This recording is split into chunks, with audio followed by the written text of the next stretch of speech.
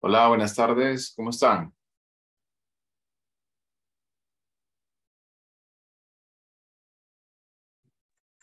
Buenas tardes, Lick. Buenas tardes, Lick. Muy bien, gracias. ¿Y usted? Bien, bien. Aquí con este clima que no sabe si ponerse sombría, si ponerse a llorar, a dormir o ponerse la cobija encima. Y de repente está más o menos como Karate Kid. Se pone el suéter, se lo quita, se lo pone, se lo quita, pone, se lo quita. Pero bueno, para que este climita y hoy que me tocó quedarme aquí en la casa, solo dan ganas de ver la cama así, a lo largo, que me llama así como las sirenas, o algo así. Bueno, vamos a empezar, gracias a los que ya encendieron cámara, los que todavía no han encendido. Quiero que nos podamos enfocar el día de hoy. Hoy terminamos ya el último apartado de personalidad. Entonces, voy a empezar a presentar pantalla para posteriormente tomar las decisiones en el caso de lo que viene para la siguiente semana. Bueno, sí, ya la siguiente semana es última semana de clases. Ya imagínense, vean el lado positivo, ya de aquí a un par de días ya no va a volver a conectarse a las 2 de la tarde, al menos no para psicología general. Ya es un avance. ¿Ok? Así que vamos a enfocarnos hoy en lo que viene para la siguiente semana. ¿Ok? Voy a empezar a compartir pantalla y voy a estar en 2 diapositivas distintas porque vamos a hablar hoy de la última parte de la personalidad que ya hace referencia directamente a las pruebas de personalidad. Vamos a ver al último teórico. Bueno, no solamente es un teórico, sino una corriente distinta a la que nosotros hemos visto. ¿Cómo se llama la corriente? ¿Recuerdan que fundó Freud? El psico.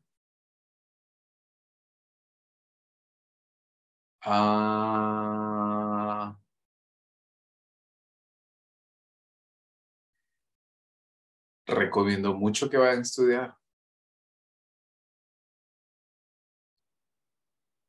Lo recomiendo. ¿El psicoanálisis?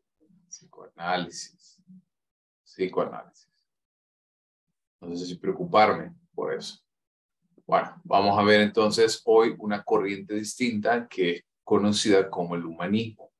Ustedes se han fijado que en el logo de psicología es la letra psique, ese es el nombre que tiene, que es una letra que viene del alfabeto griego y que tiene como 3 puntitas. ¿Lo han visto?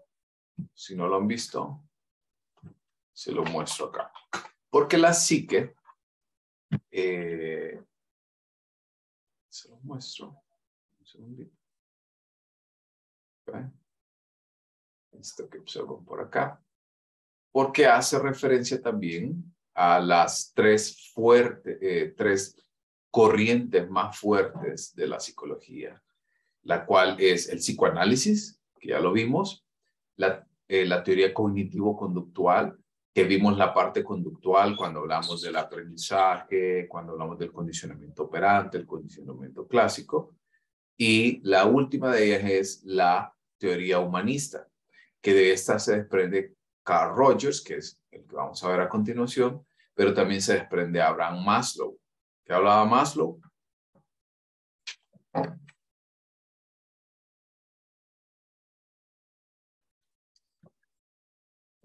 ¿Hablaba Maslow? ¿De las necesidades jerárquicas o jerarquía? Exactamente. Su teoría se basaba en la jerarquía de las necesidades. Las necesidades fisiológicas, de seguridad, filiación y finalmente las de autorrealización. Así que por ahí les estoy compartiendo ahora la pantalla. Solamente me confirman si ya están viendo el PowerPoint. Creo que va a ser más fácil que compartan mi pantalla y así esté. ¿Sí? Ok, y vamos apagando acá. ¿Ya lo pueden ver? ¿Sí, verdad? Ok. Sí, Gracias. Ok, en el caso entonces de la teoría humanista de la personalidad, como les decía, hay muchos. Está Abraham Maslow, Carl Rogers y algunos otros autores un poco más nuevos de la teoría gestáltica, como Fritz Perls y algunos otros que son de esa línea. Pero la teoría humanista nace como la contraparte del psicoanálisis. Recuerdan que hablábamos de las posturas filosóficas de Voltaire y de Maquiavelo que decían que el individuo nacía innatamente bueno y la sociedad lo iba corrompiendo y viceversa, que el individuo es innatamente malo, pero la sociedad es quien delimita este funcionamiento. Pues en psicología el psicoanálisis plantea que el ser humano es un ser innatamente malo, ¿verdad? Y que siempre va a seguir sus pulsiones. Pero en el caso de la teoría humanista, considera lo opuesto, que más bien el ser humano es un ser bueno, es un ser que tiende y que naturalmente, ¿verdad? Tiene un impulso biológico a convertirse en lo que quiera ser. Y eso es conocido como la tendencia a la realización. Eso quiere decir que todos tenemos un impulso biológico, un potencial para poder convertirnos en lo que nosotros querramos ser. Y también existe algo que es muy similar, pero tiene algunas diferencias muy específicas, que es la tendencia a la autorrealización. ¿A qué nos ¿A qué nos referimos con la tendencia a la autorrealización? Es que todos nosotros sabemos quiénes somos, todos sabemos que tenemos algunas habilidades, pero en algunos casos no nos damos cuenta de estas necesidades, sino que en la mayor parte de las personas generalmente tienden la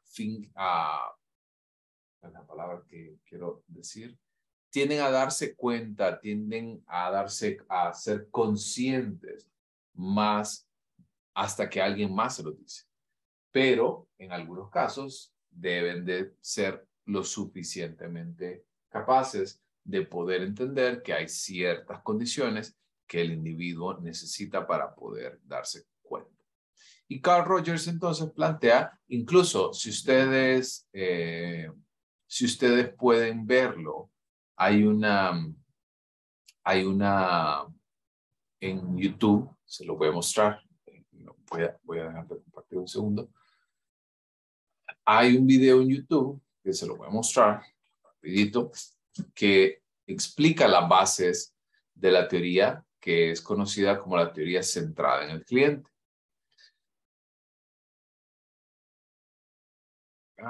Y se la voy a poner en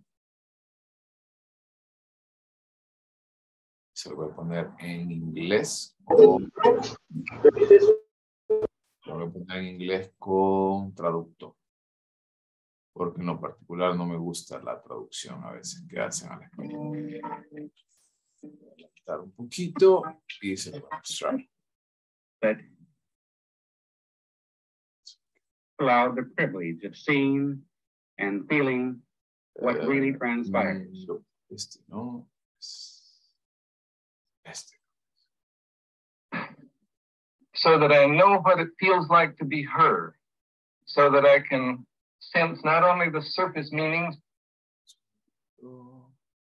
Subtítulos.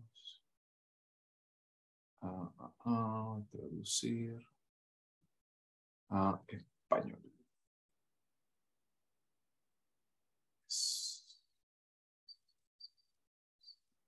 Spanish. But some of the meanings that lie somewhat. Uy.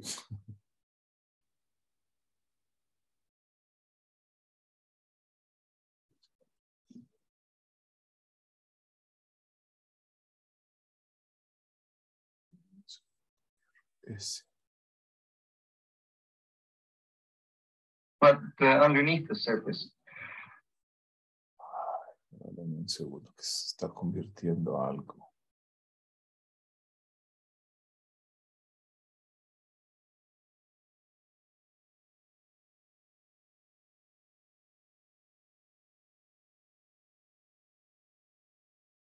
Y...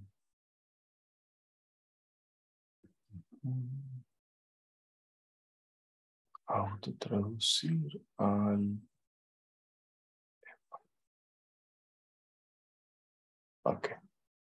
Se le voy a explicar. Este es un video un poquito viejo, como de los 70 más o menos, que tratan de explicar cómo hay distintas teorías que permiten que el individuo o cómo tratan de dar algún tipo de terapia.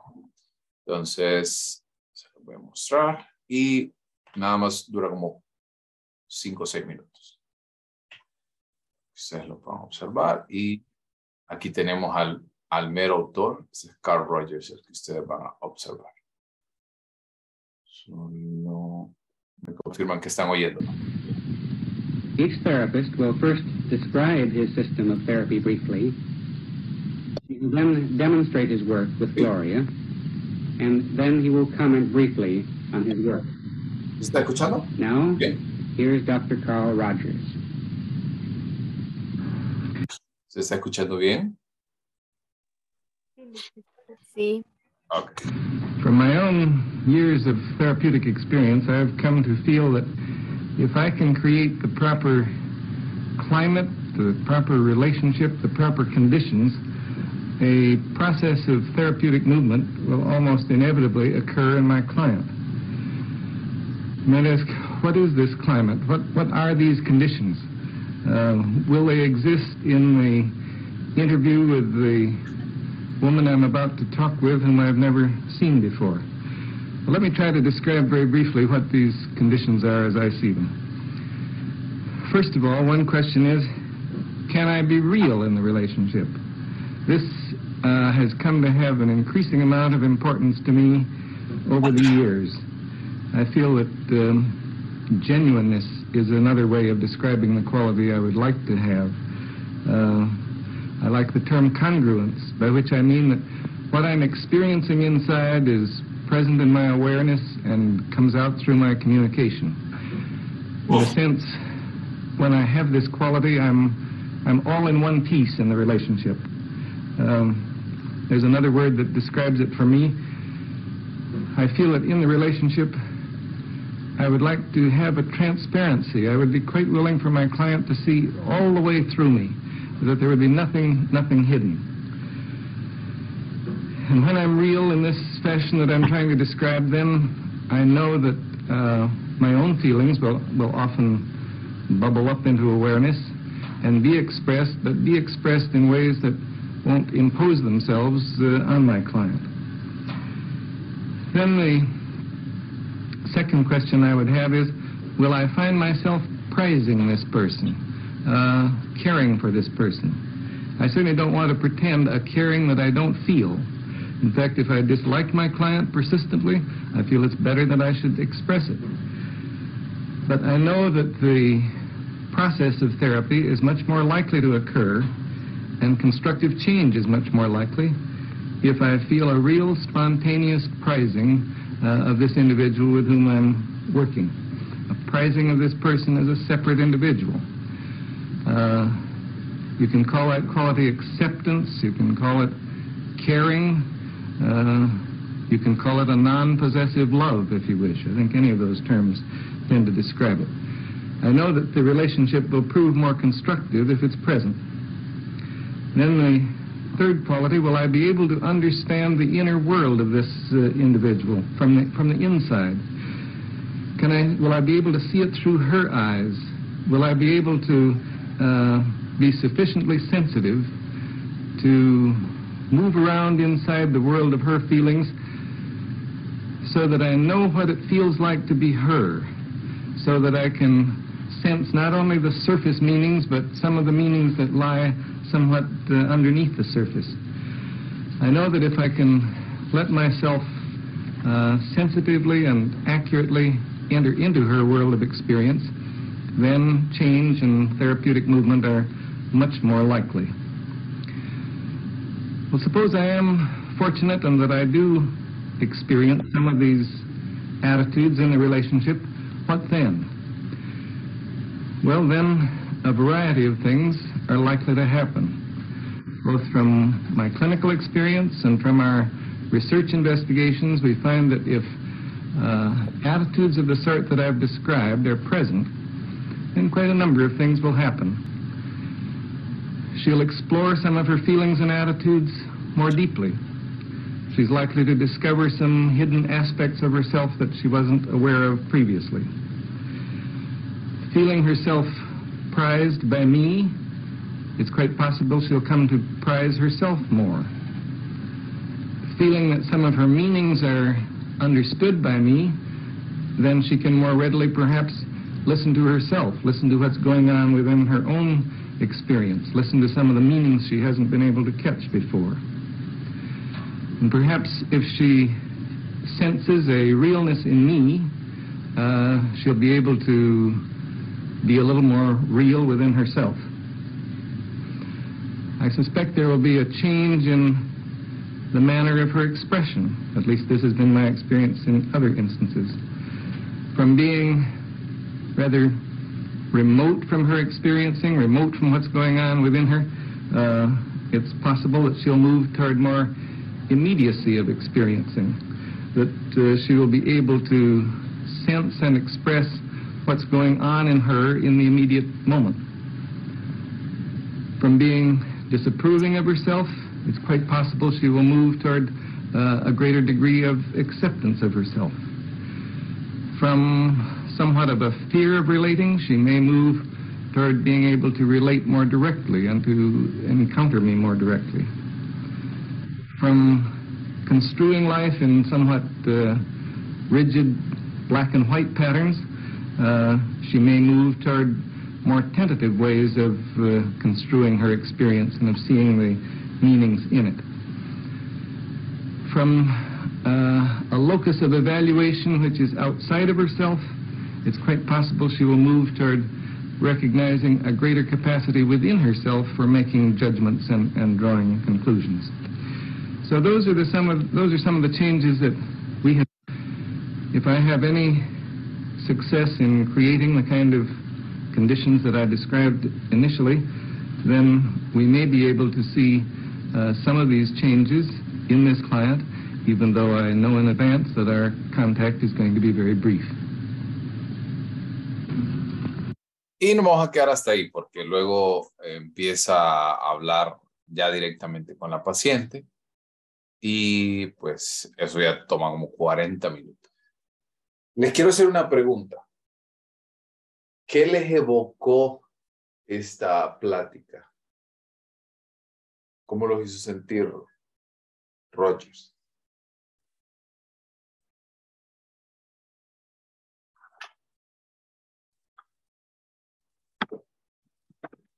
¿Están ahí? ¿No se durmieron?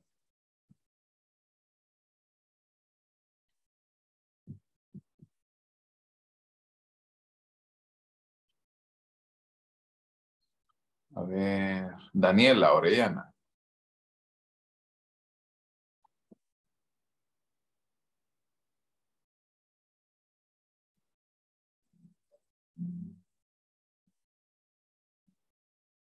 Olía.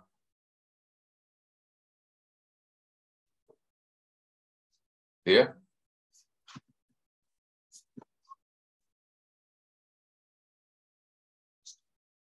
¿Qué les hizo sentir?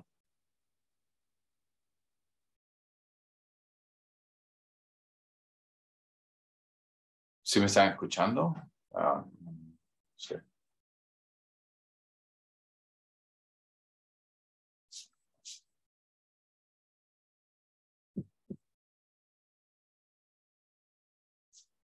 ¿Me escuchan? Sí, bueno, en lo personal, lo poco que entendí fue como de que él crea un clima que es como hacer segura a una persona para que ella se sienta segura a sí misma. Exactamente. Súper bien, Génesis. Gracias. Qué amable por responder. Gracias. Miren, en el caso de la teoría humanista, es muy importante que ustedes entiendan que siempre, lo que les decía, siempre va a pensar en positivo acerca de la persona. Eso quiere decir de que, a diferencia del psicoanálisis, aquí siempre su conducta va a ir encaminada hacia algo positivo, hacia algo constructivo. Y eso hace referencia a la tendencia a la realización y a la autorrealización. Entonces, para la teoría humanista no existen los trastornos psicológicos, no existen los trastornos de personalidad. Lo que existe son formas inadecuadas de vivir, pero que el terapeuta, como ustedes pudieron leer, tiene que generar algunas condiciones como la aceptación incondicional, que el terapeuta acepte al paciente como es, que sea congruente el terapeuta. ¿A qué nos referimos con congruencia? A que viva lo que hable, a que pueda expresar un amor hacia la persona, pero es un amor no posesivo, es un amor de quererlo como es y aceptarlo como es y ayudarle entonces en la búsqueda y en encontrarse a sí mismo en esta condición. ¿Estamos? ¿Qué les pareció la teoría humanista?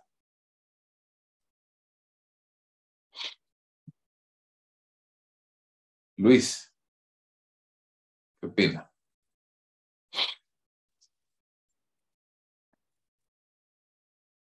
Oyeron.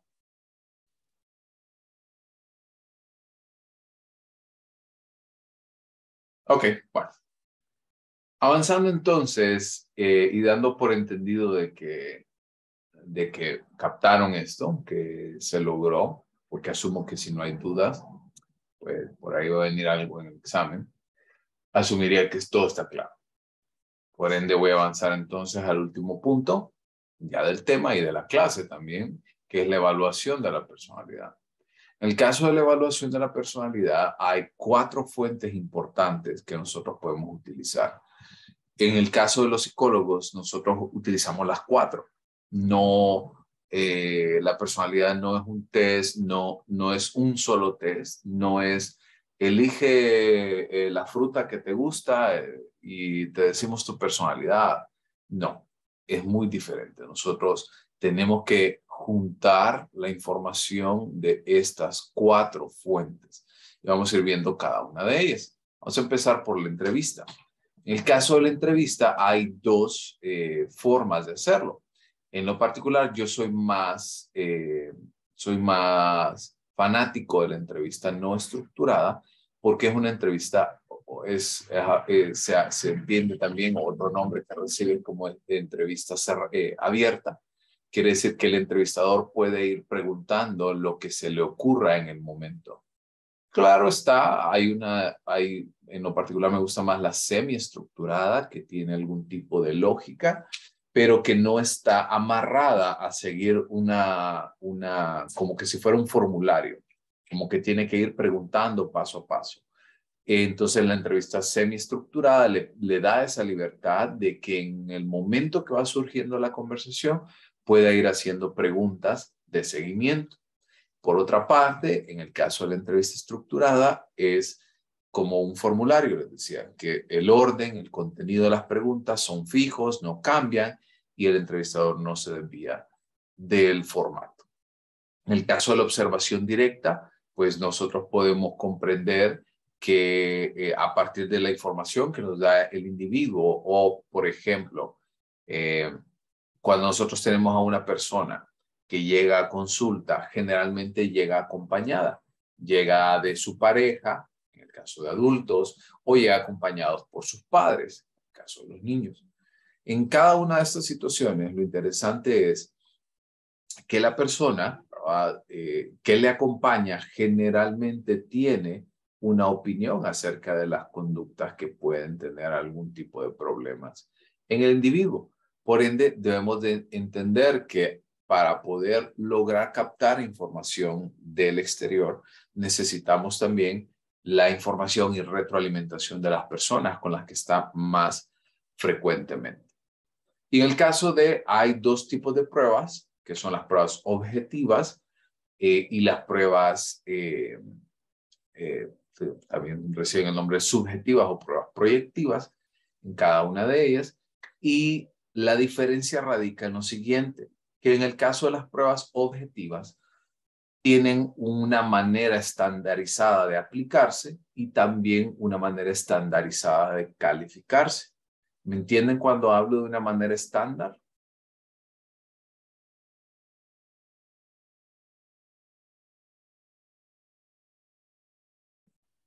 Cuando hablo de un proceso estandarizado, ¿sí? ¿Como manual? Sí, no obligatoriamente, pero sí. ¿Alguien más?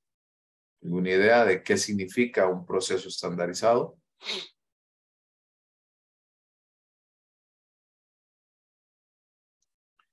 Por ejemplo, cuando usted va a...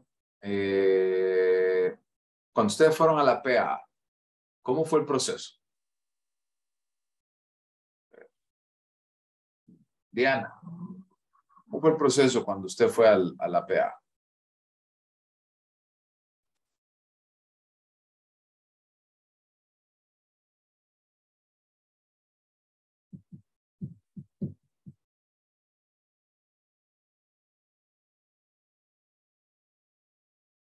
Mailing creo que abrió por ahí el micrófono.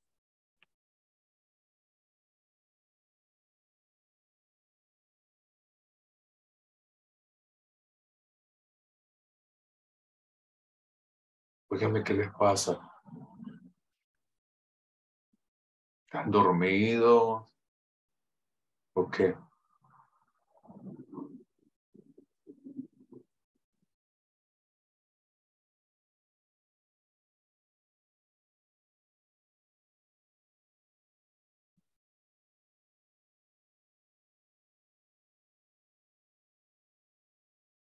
A ver, enciendan las cámaras, pues no sé si están. O sea, enciéndanlas, yo no sé si están, no están, si estoy hablando solo. No sé. O sea, y si yo le pregunto, por lo menos abra el micrófono, tenga la decencia, la educación de responder no sé. No sé. No hay problema. No tiene que saber todo, pero responda. Entonces va a mantener la cámara encendida hasta el resto, hasta que termine la clase. Okay. Les preguntaba, ¿cómo fue el proceso de aplicación de la PA? ¿Cómo fue el proceso de aplicación, Daniela? Orellana. Soy Joana, Lick. Ay, que dice Daniela. Yo decía, qué raro. Es que estoy desde el teléfono de mi hermana. Okay. ¿Cómo fue el proceso? ¿Estresante? No sus sentimientos, sino el proceso como tal. Proceso. O sea, ¿cómo se aplicó la prueba? Por partes, o sea. ¿Ah? Se presentó, usted llegó al edificio, bueno, a la entrada de la universidad. Primero llegamos a la universidad y nos agruparon en el aula, nos llevaron al aula, nos explicaron la prueba y nos aplicaron por partes las pruebas. Y en el caso de las pruebas, habían 5 partes, creo que son ahora, cada una de ellas con un tiempo exacto, ¿verdad? Ni más ni menos. A eso nos referimos con un proceso estandarizado, porque cuando yo aplico una prueba, entonces debo de tener la seguridad que el compañero que aplicó la PA en el aula de al lado, la aplicó igual, y el que la aplicó en la siguiente lo hizo igual, y así sucesivamente. A eso nos referimos con un proceso de aplicación estandarizado. Y la calificación igual. En el caso de la calificación, entonces es, por ejemplo, en el caso de las pruebas de personalidad, generalmente nosotros tenemos como cuestionarios. Y esos cuestionarios, la mayor parte de los casos son verdaderos o falsos. O sea, si una persona contesta como verdadero, es verdadero aquí en Intibucá, en Guatemala, en China, donde sea. Porque esa es la particularidad de que esa es una prueba objetiva. ¿Ok? Algunas de las pruebas más famosas, más relevantes en el caso de las pruebas objetivas es el cuestionario 16PF, que es conocido como el cuestionario de Raymond-Cattell, que trata de evaluar 16 factores de la personalidad. Incluso voy a cambiar a la otra presentación, que es este que ustedes pueden observar por acá. Esto se basa en un patrón de respuestas en las cuales los individuos presentan 16 factores que pues tienen como valores dicotómicos, valores en ambos extremos, o sea, valores altos y valores bajos. Si tenemos una persona con valores bajos en el factor A, por ejemplo, tendríamos una persona crítica, apartada, inflexible. Si tenemos por otro lado, en el caso del factor B, alta puntuación, tendríamos un individuo con un pensamiento abstracto y así. Entonces, cada una de ellas se va a formar por medio de la codificación y la respuesta. Eso quiere decir que si Margie contesta igual y Jeremy contesta exactamente igual y Mailing igual, va a salir el mismo resultado, independientemente de la historia de vida, de las dificultades que puede vivir, etc. Porque eso es un proceso estandarizado. ¿Ok? La otra de las más fuertes, la 16PF, se aplica principalmente para adolescentes. En esta que ustedes están viendo, que es el MMPI-2, esta prueba es la prueba como el estándar de oro en personalidad, pero específicamente para detectar trastornos mentales. Como por ejemplo, si ustedes pueden observar, se divide en dos. Este primer punto que dice L, F y K, esas son las escalas de validez. Esta nos ayuda a detectar si, por ejemplo, la persona estaba mintiendo durante la prueba, o si contestó al azar, o si tendía a darnos un solo tipo de respuesta, o si daba una imagen demasiado buena de sí mismo. Y luego tenemos 10 escalas clínicas que representan trastornos psicológicos, como hipocondriasis, que hace referencia a una preocupación sumamente difícil por el cuerpo, por su salud, o la depresión, que ustedes ya la conocen, es un tema un poco más trillado, histeria conversiva, que hace referencia a preocupaciones, desviación psicopática, que hace referencia a conductas antisociales, masculinidad y feminidad, hablando acerca de la aceptación de roles de género, paranoia, que tiene que ver con la forma en la que el individuo cree que el exterior le puede dañar, psicastenia, que tiene que ver con obsesiones, esquizofrenia, con algún tipo de ilusiones, de trastornos de tipo psicótico, hipomanía, que tiene que ver con la actividad demasiado alterada, y finalmente la introversión social. Cada una de ellas se compone, y esta prueba, como les digo, una de las mejores. La desventaja que tiene es que es sumamente larga. Son 567 preguntas. Eso quiere decir de que a la persona le puede tomar hora y media o 2 horas contestar esta prueba. De nuevo, ¿el estándar de oro? Sí. A mí me encanta aplicarla. Sí. Es más, esta es una de las pruebas que yo enseño en otra de las clases que yo doy en la universidad, que se llama Medición Psicológica 3. ¿Se entiende a qué nos referimos entonces con una prueba objetiva? ¿Alguna duda? ¿Todos claros? Ok. Y pasemos entonces, voy a la otra presentación, un segundito, para que veamos entonces a qué nos referimos con las pruebas proyectivas. En el caso de las pruebas proyectivas, se basa mucho en la teoría psicoanalítica, teoría psicodinámica que acabamos de ver. Esto es que a la persona se le da un estímulo, que generalmente es un estímulo ambiguo, y la persona tiene que realizar una propia interpretación de ese estímulo. Creo que todos han visto esta prueba.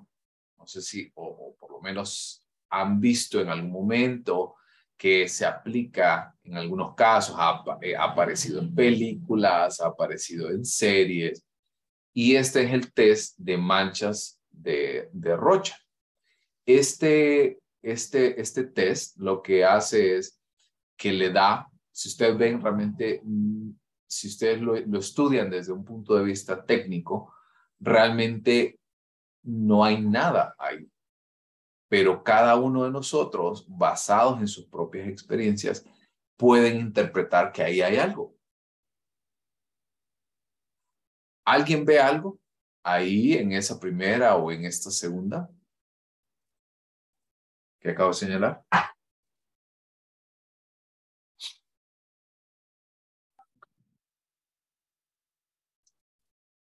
¿Nadie? En la de abajo parece una mariposa en el centro. Mariposa.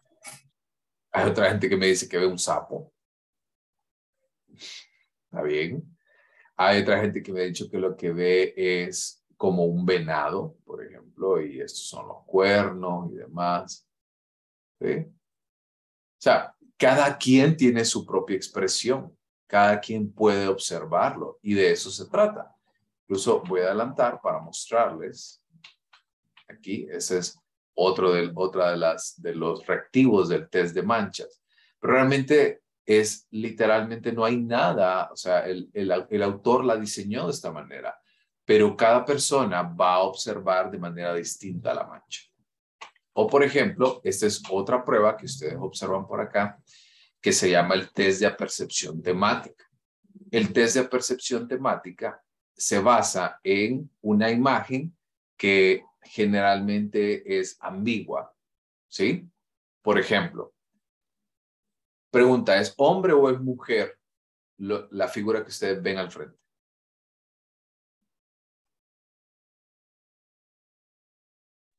No se sabe. Mujer. Perdón, adelante. Mujer, me parece mujer por la flexibilidad. ¿Alguien más? ¿Alguien más cree que es hombre?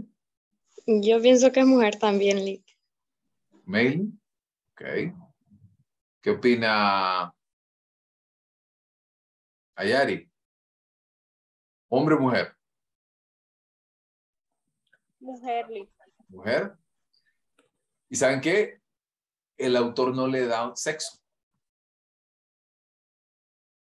Esas son las situaciones. Ahora, si yo le preguntara, por ejemplo, ¿logró observar toda la imagen? ¿Logró ver toda la figura? ¿Ven algo raro? Tiene jorobada la espalda. ¿Jorobada? Yo la espalda es que le miro raro a Lee. Okay. Se mira como jorobado, creo, algo así, no sé. Está bien. ¿Alguien más ve algo distinto?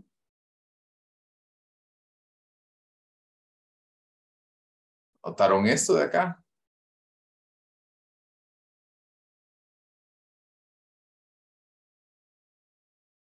¿Qué es?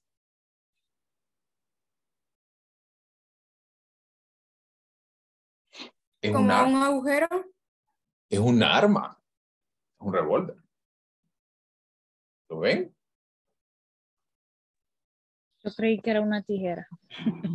Bueno, pero por ahí anda. Vean, es ambiguo porque general, o sea, yo sé dónde está porque yo enseño esta prueba también. Pero, por ejemplo, la tendencia general es personas que tienen tendencias depresivas pueden verlo sin ningún problema porque la ideación suicida es un síntoma de la depresión, por ejemplo. O en la siguiente imagen. ¿Y en qué consiste, por ejemplo, esta tarea? En que la persona ve la imagen y relata una historia de la imagen. ¿Qué pasó antes? ¿Qué pasó durante? ¿Y qué pasó después? Ahora, ¿cuál es la diferencia en cuanto a una prueba objetiva? Que aquí la historia puede ser de cualquier cosa. ¿Cuántos dicen que está llorando la persona? ¿Cuántos dirían que está llorando?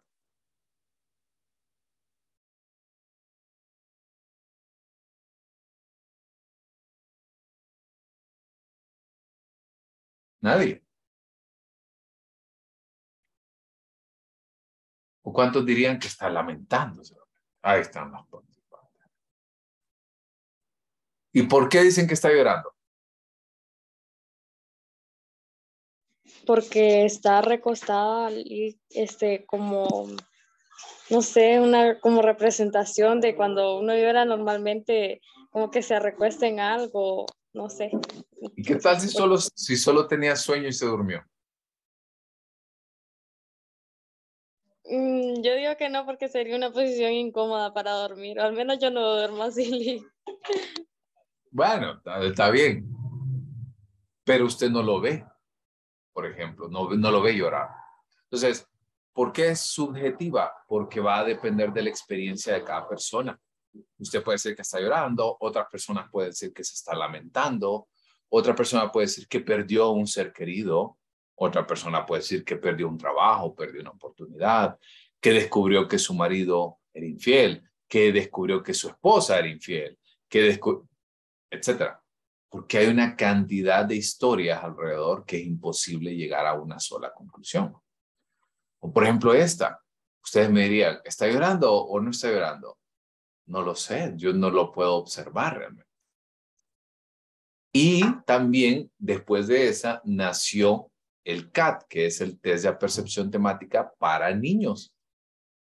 Porque en el caso de los niños se identifican más para poder hacer una historia cuando hablamos de animales.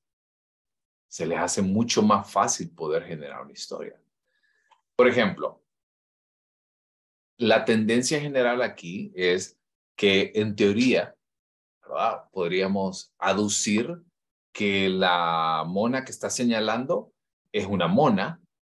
Para empezar, es una mamá que está, ¿qué? Regañándole. Regañando. No lo sabemos a ciencia cierta. O enseñándole algo. Perdón, enseñándole algo. O dice, y las que están atrás están chismoseando o le está diciendo, qué rico se me antoja ahorita un pan con semita con este clima. No sé, puede ser cualquiera de las interpretaciones. Esta es una que causa mucho revuelo al identificar. ¿Recuerdan que hablábamos acerca de los estratos de personalidad y la etapa anal con respecto al aprendizaje del control de esfínteres? Esta es una lámina muy buena para determinar si el niño ha sido castigado, si ha sido ridiculizado al aprender esto. Ustedes están viendo un padre disciplinando a su hijo, ¿no? No lo ven pegándole, que conste. Literalmente está como en la escena antes de, y ven de fondo el servicio. O por ejemplo pregunta, ¿quién es el oso? ¿Quién es la osa?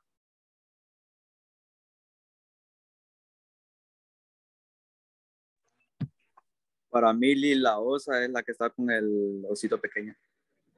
Ok. Gracias, Carlos.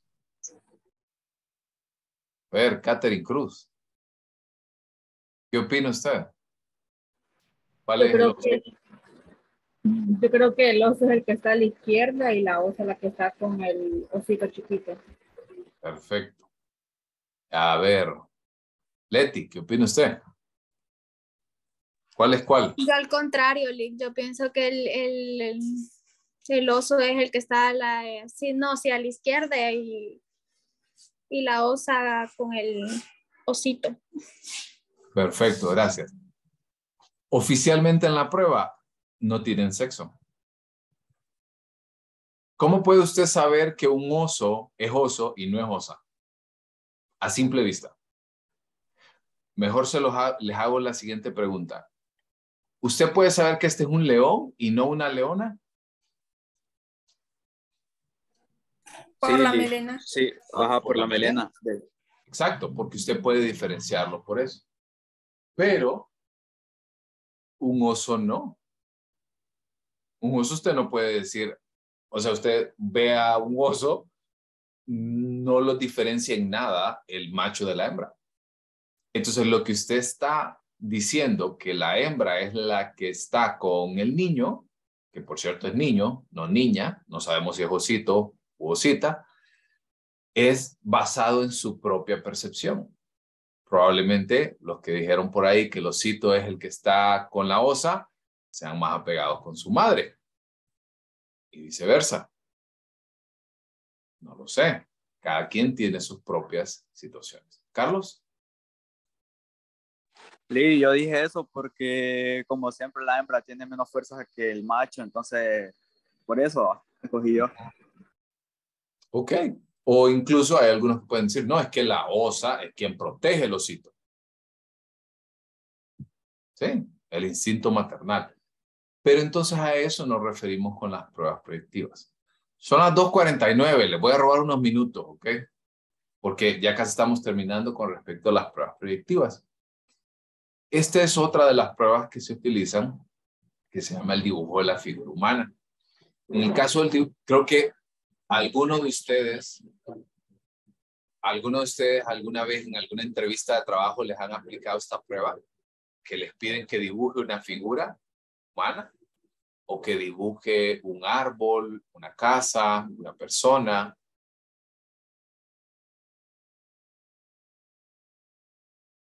¿No? En el caso de esta prueba, ¿verdad? Nosotros podemos interpretar los indicadores. ¿Y a qué nos referimos con los indicadores? Es como, por ejemplo, yo puedo interpretar la nariz, el pelo, las manos, los pies, la dirección que tienen los pies,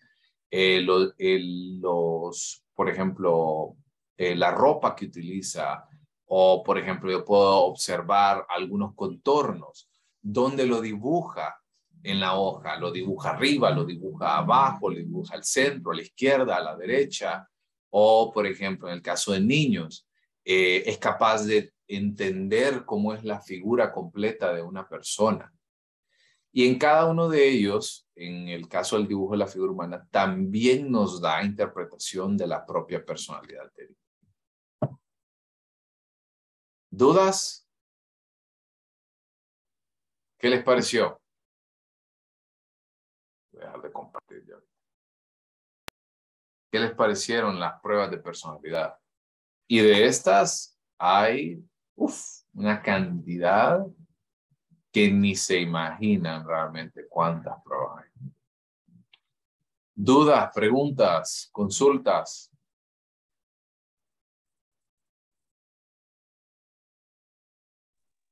Están interesantes, porque de acuerdo a cómo ellos dibujen o cómo manifiesten cada una de las cosas que ellos, pues nosotros podemos conocer ciertos rasgos característicos de sus pensamientos o de lo que les ha sucedido. Exactamente. Y miren, en el caso nuestro en psicología, nosotros llevamos, ahorita les enseñé como la punta del iceberg. Sí, la parte más bajita y más pequeña. Pero nosotros enseñamos 6 clases completas de pruebas de personalidad y pruebas de inteligencia. O sea, es sumamente profundo este tema como para poder trabajarlos. Pero, por lo menos con que ustedes sepan, que se lleven, para los que no están estudiando psicología, por lo menos se lleven el aprendizaje que hay mecanismos que deben de contar con confiabilidad y validez, obviamente también, para poder entonces acreditar que los resultados son confiables, que son válidos, y sobre todo que son apegados a la realidad. ¿Estamos? Bueno. Sí. Ok, gracias, Margie. Mientras tanto, les comento entonces lo siguiente. Con esto oficialmente terminamos la tercera unidad. ¿Ok? El día de mañana les daría libre para que ustedes repasen por su cuenta. ¿Ok? Y aquí es donde viene el siguiente tema. También para que ustedes vayan aprovechando en trabajar en las presentaciones de la siguiente semana. ¿Vieron el correo electrónico que mandé de 4 grupos que están pendientes que me envíen una información? Sí. ¿Sí, verdad? La espero hoy a medianoche. Para los demás, si el grupo de ustedes no estaba ahí, pueden ya ir avanzando en la presentación. Y ahora voy a este siguiente punto. ¿Okay? Nos falta todavía hacer el tercer examen de la unidad. el examen de la tercera unidad. Y yo había pensado hacerlo con ustedes el día martes, ¿cierto?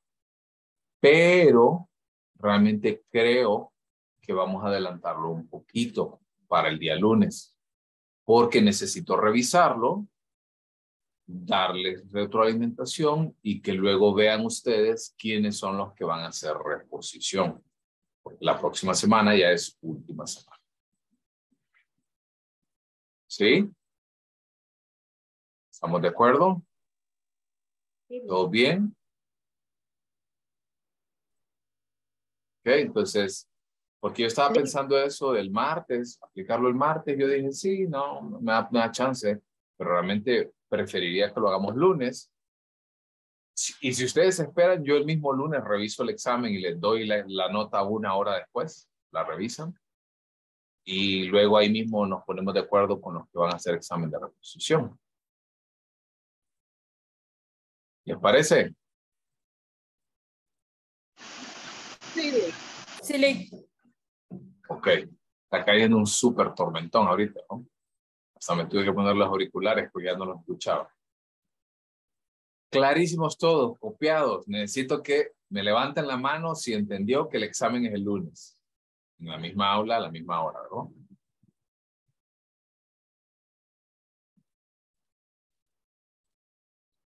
Ahí manténganla arriba. ¿Ok? Ese mismo día, en cuanto termine el examen, yo me pongo a revisarlos. Y ese mismo día, pero tal vez como a las 4 de la tarde, les daría la nota. Para que se queden de una vez y lo podamos revisar. ¿Clarísimo? Fíjese que me hace falta que me revise lo que es la guía de la personalidad, no sé, me hace falta 3 trabajos. Ok, eso les iba a decir también. Ok, vean, ya están subidas todas las notas. O sea, todo lo que hemos evaluado hasta hoy.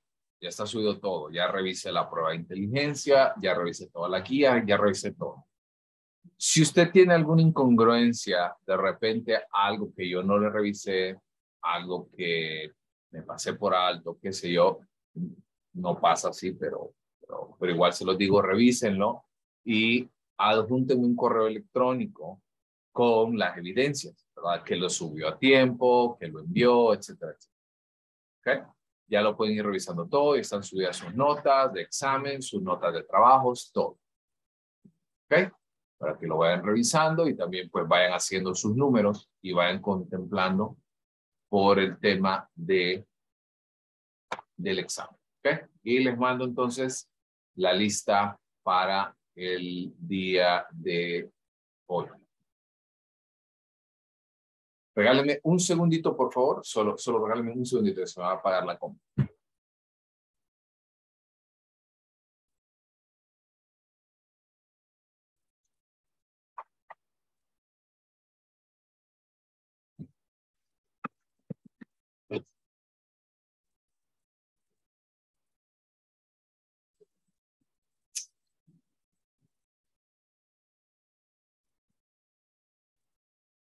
Ok, dice Leti, no sé si los otros compañeros están de acuerdo, pero no sé si podría ser una reunión para antes del examen. ¿Reunión para? Para preguntar, no sé, sobre el examen, aclarar dudas, como en la primera vez. Si no hay dudas ni en clase. O sea, yo no les había pedido en todo el periodo que mantuvieran la cámara encendida todo el día, toda la clase. Ni un día se los había pedido. Pero en vista que les pregunté, nadie respondía, nadie quería participar, tuve que hacer. Yo puedo abrir la reunión, pero para venir y escuchar 2 preguntas, está de más.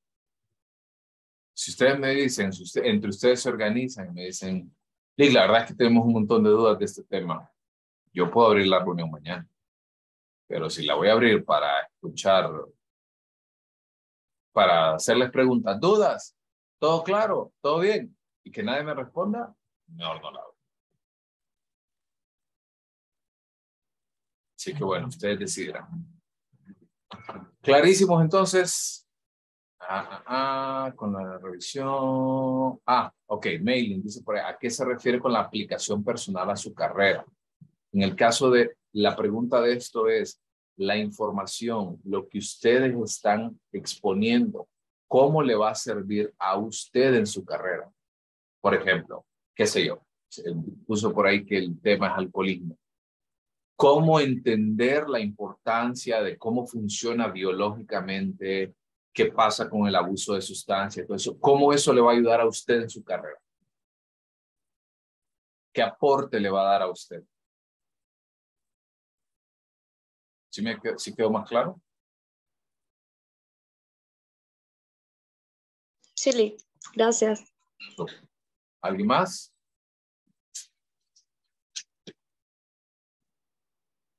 Perfecto. Bueno, si no hay más dudas, entonces nos vemos lunes en la universidad para el examen.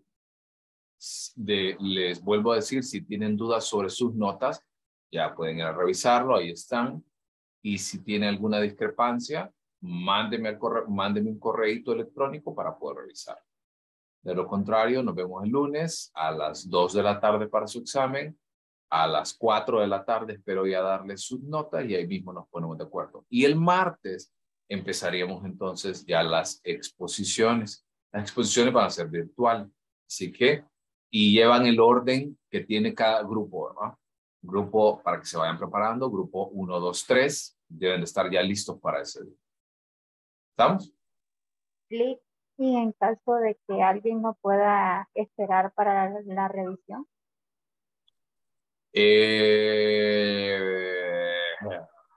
O sea, subiría la nota total. O sea, es que para mí revisión es que usted vea su nota, sume, verifique que no me equivoqué. Para mí eso es revisión, pero su nota siempre va a estar en el campus. Ok, gracias. Bueno, así que si no hay dudas, vemos el lunes. Gracias. Feliz tarde. Gracias, Lick. Feliz tarde, Lick. Gracias. Sí. Gracias, Lick. Feliz tarde. Hasta Gracias.